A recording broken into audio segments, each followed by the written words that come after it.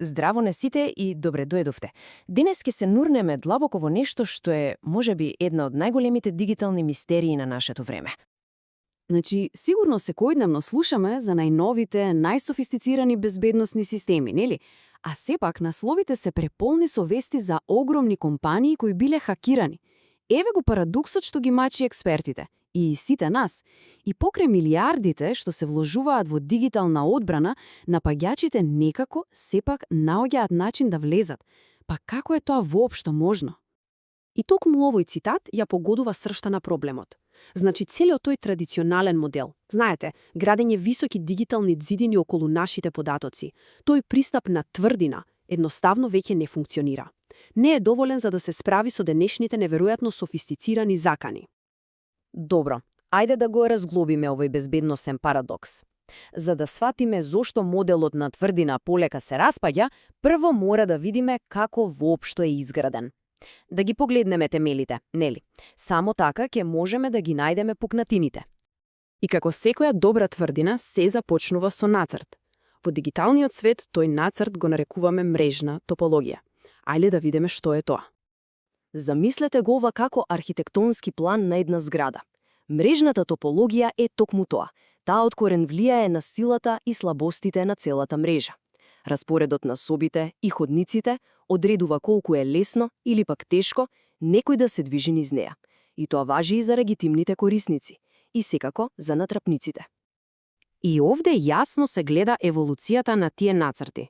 Порано, да речеме, прстенесата топологија била стандард, ама таа била кревка како синџир. Замислете, пука само една алка и целата мрежа се распаѓа. Катастрофа. Спротивно на тоа, модерната звездана топологија е далеку поотпорна. Ако еден уред откаже, нема проблем. Остатокот од мрежата си продолжува да работи како ништо да не се случило. Сепак, само добра структура не е доволна, нели? Како и кај секој вистински замок, вистинската одбрана се потпира на слоеви, на одбрамбени зони. Во дигиталниот свет, овие зони ги креираме врз основа на нивоа на доверба.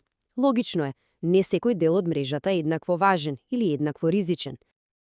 Најлесно е да си го замислиме ова како слоевите на еден средновековен замок. Значи, чекор 1, надвор имаме интернет. Тоа е дивината, неконтролираните земји од каде доаѓаат повеќето закани. Чекор 2, ДМЗ. Тоа е како ровот околу замокот, тампон зона. Чекор 3, внатрешната мрежа. Ова е дворот на замокот, каде што се вработените и каде генерално владее доверба. И конечно, чекор 4, длабоко внатре во најобезбедената кула се наоѓа ограничената зона. Тоа е ризницата, кралските скапоценности. Добро, ги имаме зидовите, ги имаме и зоните. Што ни трега сега? Па секако, чувари на портите. Во мрежната безбедност, улогата на чувари ја имаат специализирани уреди.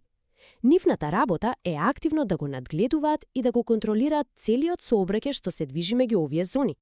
Прв на листата е заштитниот зид, или фаерволот. Тој е главниот чувар. Буквално стои на секоја порта меѓу зоните и како строг вратар одлучува кој и што смее да помине. Сето тоа го прави врз основа на многу строго дефинирани правила. Тоа е апсолутно првата линија на одбрана. Но покрај основните чувари имаме и специјалци. Да ги погледнеме IDS и IPS. IDS, системот за детекција на упади, е како безбедносна камера. Гледа нешто сомнително и веднаш крева тревога, ги вика чуварите. Од друга страна, IPS, системот за спречување на упади, е многу повеќе од тоа. Тој е како проактивен чувар кој не само што го гледа натрапникот, туку и веднаш презема акција за да го собори и да го блокира. Значи, разликата е огромна. Едниот е пасивен наблюдувач, додека другиот е активен, вистински бранител. И сега се враќаме на почетниот парадокс. Имаме ѕидови, имаме зони, имаме чувари со висока технологија, па како е можно напаѓачите се уште да успеваат да влезат? Одговорот, колку и да е неверојатно, лежи во една критична, речиси невидлива пукнатина во самите темели на оваа дигитална тврдина. А која е таа најголема мана? Тоа е една опасна, но фундаментална предпоставка, дека на се што е внатре, во ѕидовите, автоматски му веруваме. Штом напаѓачот еднаш ќе ги помине на дворешните ѕидови, тој одеднаш има речиси слободен пристап до се внатре. Замислете, тоа е како да имате најсилна блиндирана врата на светот, а внатре сите врати од собите да се ширум отворени и отклучени. Апсолутно нема логика, нели? И токму оваа слабост ја искористуваат напаѓачите. Тие се експерти за тоа. Можеби ќе украдат валивни податоци од некој вработен. Или пак, ќе измамат некого со социјално инженерство за да им даде пристап. Откако ќе ја поминат таа прва, надворешна бариера, започнува играта. Тие можат слободно да се движат странично, од еден систем до друг, незабележено, барајќи ги највредните податоци. Зошто? Затоа што речиси никој не го проверува внатрешниот сообраќај. Сите предпоставуваат дека е безбеден. Па како од одговор на оваа огромна критична мана се појави нешто сосема ново? Нова философија. И ова не е само некоја ситна надградба. Ова е целосна револуција во начинот на кој размислуваме за безбедноста. Оваа револуција се нарекува нулта доверба или Zero Trust. Мантрата на овој модел е едноставна, но неверојатно моќна.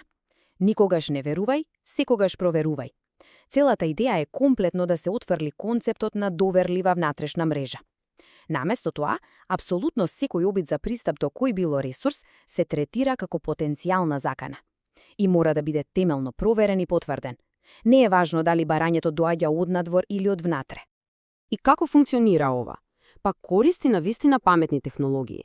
Например, микросегментацијата создава мали, изолирани безбедносни меурчиња околу секоја апликација. Со тоа го спречува она опасно странично движење.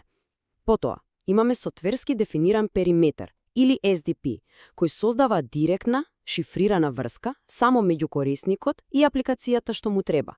Нема веќе пристап до целата мрежа. Суштината на сето ова е да се проверува идентитетот на секој чекор, наместо слепо да се верува на тоа каде се наоѓа некој во мрежата. И така, на крајот, се сведува на едно прашање. Дали мрежата треба да биде тврдина со отворен двор или пак модерен аеродром?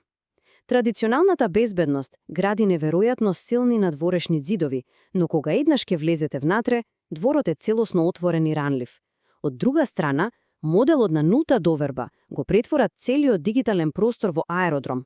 Не е важно што сте поминале главната контрола, вашиот идентитет и карта се проверуваат повторно и повторно на секоја порта за качување. Токму оваа фундаментална промена во размислувањето е она што ќе ја дефинира иднината на дигиталната безбедност.